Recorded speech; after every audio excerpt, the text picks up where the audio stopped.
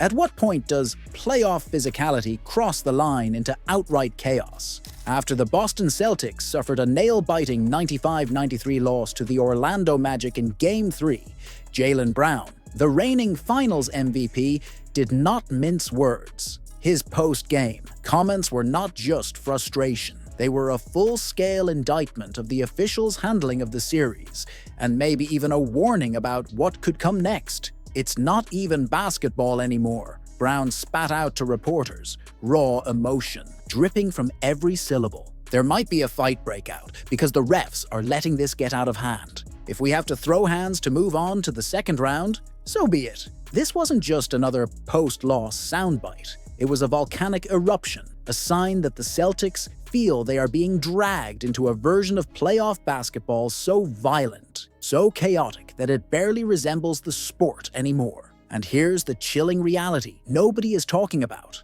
The NBA loves to romanticize grit and toughness in the postseason, but when bodies start piling up and all-stars are bleeding or dislocating fingers, it is no longer a celebration of intensity, it's negligence. Brown's rage didn't come out of nowhere. The list of casualties in this series is already damning. Jayson Tatum sidelined after a brutal hit, Kristaps Porzingis bloodied on his home floor, and now Brown himself dislocating his finger after a reckless Cole Anthony foul that the referees somehow thought was just another play on. How many injuries does it take before the league realizes they are teetering on the edge of a disaster? It's one thing for officials to let them play. It's another to lose control so badly that players start seriously contemplating whether the next hard foul will end a career. And make no mistake, Orlando's physicality isn't incidental. It's calculated. It's their entire game plan. Without the star power to outgun the Celtics in a clean shootout,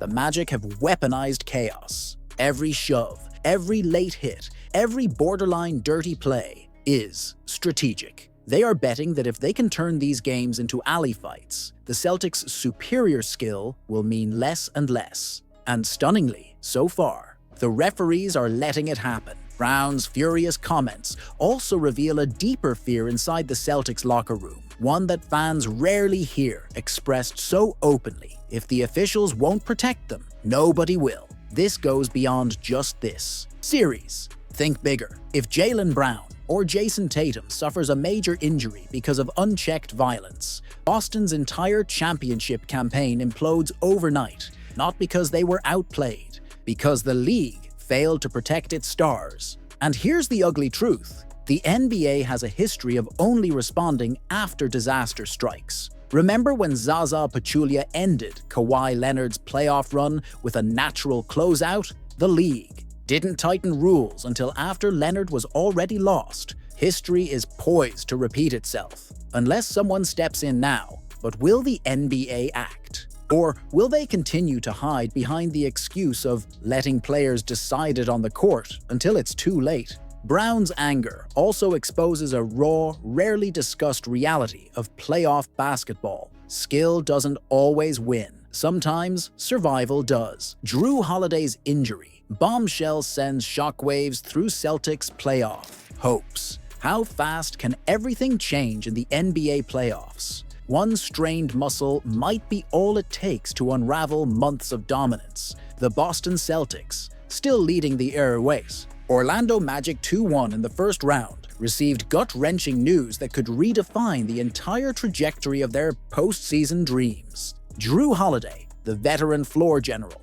the defensive engine, the calm and chaos, is now officially listed as day-to-day with a hamstring injury. And for those who understand how unforgiving this injury can be, day-to-day is just a polite way of saying the Celtics are on a ticking clock. Holiday already missed Game 3, and while some might downplay his absence by focusing on Boston's depth, the real insiders know the terrifying truth. This is not just a small setback, it's a potential playoff-altering disaster. Hamstring injuries are notoriously deceptive. One moment a player feels good enough, the next they are grimacing on the floor, sidelined for weeks. Unlike a twisted ankle or a bruised rib, a hamstring doesn't just heal with grit and adrenaline. It requires time, precious time the Celtics do not have. And here's what few dare to say out loud. Without Holiday at full strength, Boston's entire playoff identity could collapse.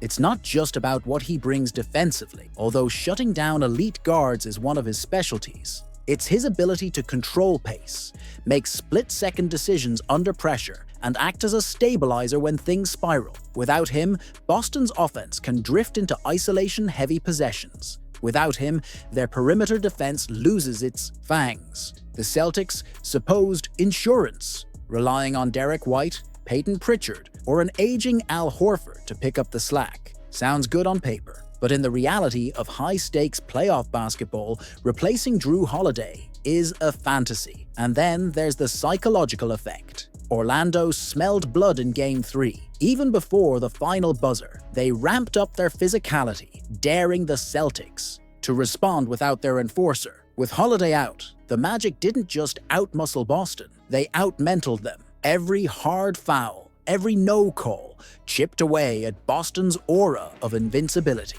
If Holiday remains limited, other opponents are watching and taking notes. If the Celtics look vulnerable against Orlando's second-tier offense, how will they survive against better, faster, and more ruthless teams waiting in the next rounds? Is this basketball or something closer to street fighting? In a series that was supposed to be a routine dispatch for a juggernaut Boston Celtics squad, the Orlando Magic have managed to drag the Eastern Conference favorites into the mud, and Kristaps Porzingis has had enough. Game 3 was supposed to be a formality. Instead, it turned into a battleground. Kristaps was pretty critical of his own performance. When we talked to him last night, after watching the film, what did you see as some of the reasons for his struggles? I have to be better, and the guys have to be better. And he does a great job of finding a balance and taking accountability. I don't think it's ever as bad as what you think it is. I thought, he had some good possession. I think he had some good looks against some mismatches that he has to make. And, after a game like that, everyone's doing that. I'm doing that. All the players are doing that. It's, you just got to look at the 10 to 15 possessions that you have to get better at, the possessions that I can be better at, and you just get ready for the next one. Orlando's two-point win was not just a triumph of strategy, but a brutal display of physicality, blurring the line between aggressive defense and outright assault. Jrue Holiday sat out injured. Jayson Tatum was still recovering from a vicious Game 1 hit. And Porzingis, bloodied, battered, and seething, speaking to the media after yet another night of unwhistled elbows and borderline dirty plays, Porzingis did not mince words. Borderline fouling. That's what it is, Borderline fouling and fouling, he said. I don't think you've hit a 3 yet. No, it's my shots. I'm feeling a little junky right now. I'm not gonna lie, I'll have to keep shooting. What else I'm gonna do? I'm gonna keep shooting, but it stings, man. This game, I have to take accountability. And yeah, we still had opportunities to win. So for sure, we'll get together again and correct some of our mistakes.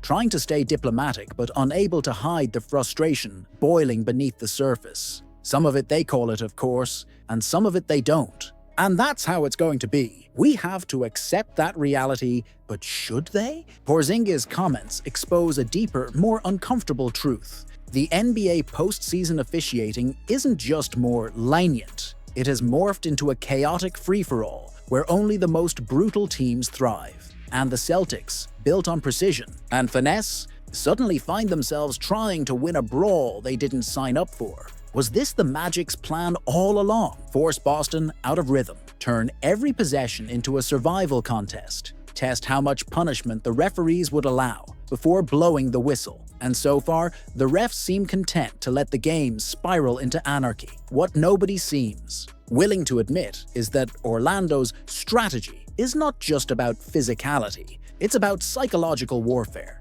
Every missed call chips away at Boston's composure. Every non-call drives a wedge between the Celtics and their focus. And it's working. Porzingis, known for his calm demeanor, showing visible irritation. That's a massive red flag. When the mild-mannered giant starts questioning the integrity of the officiating, it's a sign that frustrations are reaching a boiling point behind closed doors.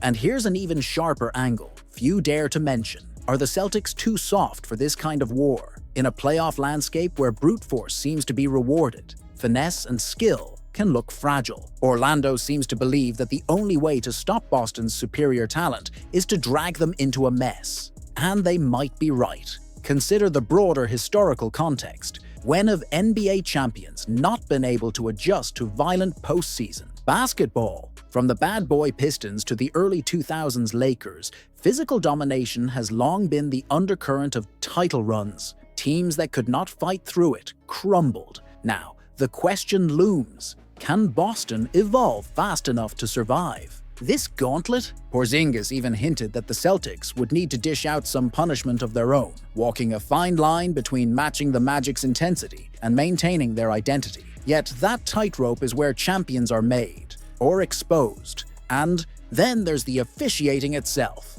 a whole other battlefield. It's easy to dismiss it as playoff basketball, but the inconsistency between regular season and postseason officiating has never felt starker. Players are conditioned for months to expect one standard, only to have the rules rewritten the moment the games truly matter. It's like training for a marathon, only to find out on race day you're expected to sprint through landmines. Porzingis is far from alone in his frustrations. Behind the scenes, sources around the league whisper that the Celtics' locker room is furious about the officiating discrepancy. Some veterans reportedly see it as a deliberate tactic to level the playing field between a powerhouse like Boston and a young, scrappy Orlando team. Is it paranoia, or is it a reality nobody wants to say out loud? That in the NBA, star teams are sometimes handicapped to keep series interesting? Meanwhile, Orlando's confidence is snowballing.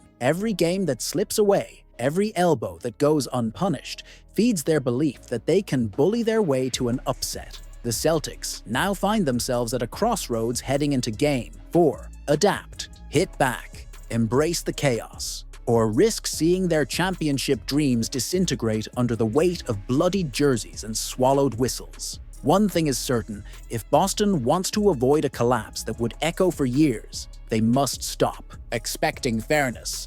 There is no cavalry coming, no whistle to save them.